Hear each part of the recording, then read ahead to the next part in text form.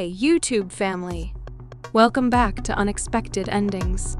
Sunlight danced on the waves as old friends reunited, their laughter echoing across the deck of a luxury yacht. But beneath the surface of easy camaraderie, a subtle unease simmered. What began as a celebration would quickly descend into a desperate struggle, testing the limits of their friendships and their very survival. The story begins with a group of inseparable friends: Amy, her easygoing boyfriend Dan, the charismatic Zach, and the level-headed Lauren. They're young, vibrant, and their lives are a highlight reel of shared adventures, carefully chronicled on Dan's ever-present camera. One particularly reckless afternoon, fueled by too much sun and cheap beer, Dan, filming their escapades near a cliff edge, stumbles. He tumbles over the precipice, his camera capturing the dizzying drop. Miraculously, he survives, emerging with nothing more than a few scrapes, leaving his friends breathless with a mixture of relief and terror. 5 years ripple by. Amy, now married to the grounded and loving James, a stark contrast to the impulsive Dan, is a mother to their bright-eyed daughter, Sarah. They find themselves in Mexico City, celebrating Zach's milestone 30th birthday aboard Dan's newly acquired yacht, a vessel that screams wealth and success. Zach and Lauren arrive on a motorcycle, their youthful energy undiminished. The entire group, reunited, converges at the yacht club, the gleaming vessel a stark symbol of how their lives have changed. Amy, visibly anxious, is the only one who chooses a life vest, her steps hesitant as she approaches the boat. The memory of her father's drowning is a constant, chilling companion. Her hydrophobia, a silent gnawing fear, is only partly eased by James' reassuring presence. With his gentle support, she manages to step onto the deck, the smooth wood feeling alien beneath her feet. The yacht's interior is immaculate, luxurious. It's a stark contrast to the simplicity of their shared past. They find Dan in the cabin, entangled with his latest girlfriend, Michelle, a woman whose presence screams fleeting indulgence, a trophy to flaunt. The friends hoist the sails, the yacht slicing through the water with a quiet power. The easy banter soon shifts to subtle jabs. Zach and Lauren, sensing something amiss, probe Dan about the yacht, questioning the source of his sudden wealth. He laughs, a nervous, dismissive sound, and avoids their direct inquiries. Amy and James retire to put Sarah to bed, leaving a walkie-talkie in her cabin, a lifeline to their sleeping child. The party reaches its crescendo. Laughter, music, and the clinking of glasses fill the air. Michelle, basking in the attention, suggests a swim. They eagerly agree, diving into the warm, inviting water with abandon. Amy stays on deck with Dan, a strained silence hanging between them as they check on baby Sarah. Dan confesses, a rare moment of vulnerability, about wanting a family, a life different from the reckless path he's been following. He expresses regret for his past, a fleeting glimpse of the man he might have been. Amy, secure in her life with James, steers the conversation back to the party, a desire to avoid the awkward vulnerability. In the water, the friends are enjoying the freedom of the ocean. Zach retrieves a seashell, a token of affection for Lauren. Michelle, in her typical fashion, flirts openly with James, her calculated charm grating on Amy's nerves. Amy, walking along the deck with Dan, reveals her fear of passing her crippling phobia onto Sarah. In a misguided attempt at comfort, Dan scoops her up and leaps into the water. Amy's world dissolves. Panic surges. She's back in the past, reliving the day her father vanished beneath the waves. The laughter and playful splashing of her friends fade into a distant murmur. Her friends rush to her aid, trying to ground her, but her vision is blurred with fear. Then, the horrifying realization crashes down upon them. No one lowered the ladder. The yacht, a sanctuary just moments ago, now looms over them, a mocking giant. They are trapped, surrounded by a seemingly endless ocean, with only a sleeping child aboard. She clutches the inflatable dolphin, the flimsy toy a poor substitute for solid ground. Dan, ever the opportunist, asks to borrow it, hoping to use it as a boost. But the dolphin is slippery, deflating quickly under his weight, rendering the attempt futile. Dan notices a flag waving from the stern and makes a desperate lunge for it. He grabs hold, but the flag, designed to flutter in the breeze, is far too unstable to support his weight. Amy finally manages to surface, her head clear enough to assess the dire situation. Michelle's hysteria flares again, convinced that a shark lurks below. Dan dives down, finding nothing, but the fear is real and tangible. They know that the ocean is a playground for predators and it is only a matter of time before they are hunted. The group turns on Dan, blaming him for their predicament. He's paralyzed by guilt and doesn't know what to do. Amy, tears streaming down her face, reminds them of Sarah, trapped alone on the boat, her vulnerability amplifying the urgency of their situation. Michelle's panic escalates into a full-blown breakdown. Exhausted, she begins to drown, desperately attempting to wrest Amy's life jacket. She is pulled away, but spirals out of control as Lauren tries to calm her down, murmuring a childhood prayer, her own fear masked by a calm facade. The sun beats down on them, relentless and unforgiving. Their energy is draining, thirst gnawing at their throats.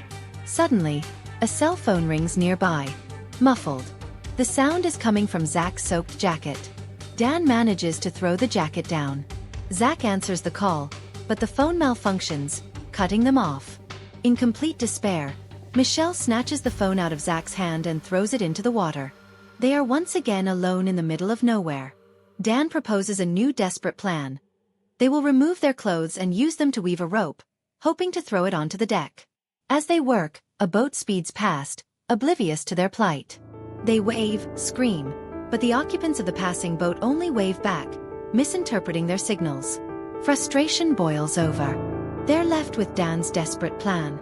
Using the small knife they find in Zach's jacket, they cut their clothes into strips, knotting them together into a makeshift rope. James, ever the pragmatist, questions if there's a way to get aboard from below. Dan doesn't know, so James takes the knife and dives under the yacht to explore. Meanwhile, they manage to throw the flimsy rope on board and Zach tries to climb it. The rope snaps, sending Zach crashing back into the water. James returns from his dive, his face grim. During his underwater excursion, he dropped the knife. Driven by an irrational need, he dives too deep trying to recover the knife, hitting the boat's hull on his ascent. He surfaces, blood trickling from his ear. Lauren's face a mask of alarm. They realize he has a head injury, adding a terrifying layer to their peril. This becomes the last straw for Zach. He's seen too much, suffered too much. He grabs the knife from James and begins to hack at the side of the boat. He aims to create a handhold, a desperate means to escape. Dan is hysterical, trying to restrain him, fearing damage to his precious yacht. In the ensuing struggle, Dan accidentally plunges the knife into Zach's stomach. The situation explodes into chaos. Sarah's cries, amplified by the walkie-talkie, echo over the water, a heartbreaking reminder of her vulnerability. Zach, his lifeblood staining the water, begins to fade, his pain becoming a chilling reality. Michelle, her resolve shattered, drifts away, succumbing to exhaustion and drowning before Dan can reach her. Zach, grunting and panting, manages a weak joke, a dark echo of their earlier adventures. He remembers their trip from 5 years ago. He wishes Dan had filmed this one too. His last memory is of Lauren, the way she looked before the world started to unravel. He's silent then, his body slackening into Lauren's arms as her sobs rend the air. James, his nerves frayed to breaking point, lashes out at Dan, accusing him of valuing the yacht more than their lives. Amy tries to mediate, but James turns on her, bitter that she's defending her former lover. The physical and emotional strain takes its toll. James begins to vomit. Dan, finally broken, confesses his lies. He didn't buy the yacht. He borrowed it from his boss, posing as its owner to impress his friends and lure girls like Michelle. He didn't want Zach damaging his yacht. Now Zach was dead. The weight of his deception crushes him and he begins to cry, realizing the true cost of his vanity. Lauren, through her tears, reveals her secret love for Zach, a confession she never made in his life. Amy encourages her to let Zach's body go. Hours pass, each tick of the clock a torment. They are mere shadows now, clinging to life by a thread, their memories the only things they still possess. James' condition worsens, his mind slipping in and out of consciousness. Lauren, her grief turning into a desperate urge to act, says goodbye and swims away from the boat, hoping to find shore and get help. Sarah's cries from the walkie-talkie become more desperate, and Amy tries to respond but the baby isn't calming down. Remembering Zach's attempt to breach the yacht, Amy is about to dive in search of the knife. Dan stops her, offering to go instead, hoping to make amends. The sun disappears below the horizon, plunging the world into darkness. Amy is left alone in the water with James. He is fading and tells Amy how tired he is, his headache becoming more intense. It begins to rain, cold and unforgiving. He dies quietly in her arms. Amy screams in despair, her agony echoing across the desolate expanse of water. Dan, beneath the surface, hears her, but presses onward, determined to find the knife. Darkness becomes their companion. Amy, finally accepting the finality of James' death, releases his body. As she says goodbye, she hums the lullaby they shared with Sarah. Dan breaks the surface, screaming in pain. His arm is cramped. Amy shares her life jacket with him, providing support as they try to reach the yacht. The storm is gathering, the wind and waves an unyielding force, diminishing their hope of survival. Dan, desperate, slams his goggles against the boat's hull with all his might. The glass shatters, leaving jagged edges embedded in his hand. The pain is excruciating, but an idea sparks, a final flicker of hope. He wedges the broken glass into the gap between the deck and the folding gangway, his hand a bloody anchor. He calls out to Amy. She tries to use his hand as a stepping stone, attempting to clamber onto the deck. The rain makes the boat slippery. Her hand slips, and she plummets back into the water. He screams, urging her not to give up. She reaches his shoulders and tries again. Dan's arm is on fire with each step, each movement a searing torment. Her grip fails again. She falls. Using the last reserves of her strength, she attempts another climb and finally, she grips the edge, pulling herself onto the deck. Dan laughs, a raw, primal sound, relief and pain vying for supremacy. He's done it.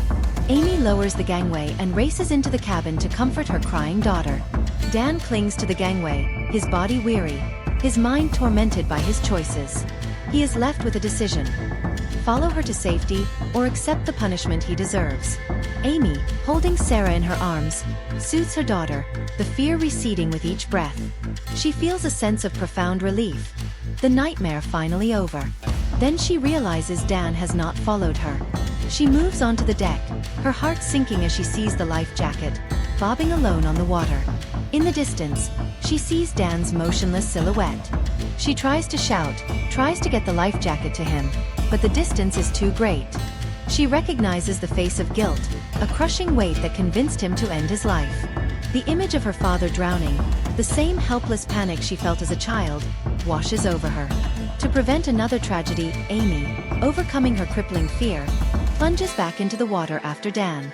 She finds him sinking. She grapples with his body, trying to pull him up. The images of the present intertwine with the past. She sees her young self, desperately reaching for her father as he disappears beneath the waves. It's morning. A fishing boat approaches the yacht. The fisherman sees the empty vessel and shouts to the passengers, but only silence answers his call. Assuming the boat to be abandoned, the fishing boat turns away. In the cabin, Sarah wakes up and begins to cry. At the end of the story, Amy stands on the deck, her gaze fixed on the horizon. At her feet, Dan lies unconscious, the man she saved, his fate still uncertain. The fishing boat is a distant memory, the sounds of its engine fading in the distance. She is alone, but she has survived. She has endured, and she will return home. This has been a wild ride. Don't forget to like and subscribe if you're blown away. Hit that notification bell for more unexpected endings. Thanks for watching.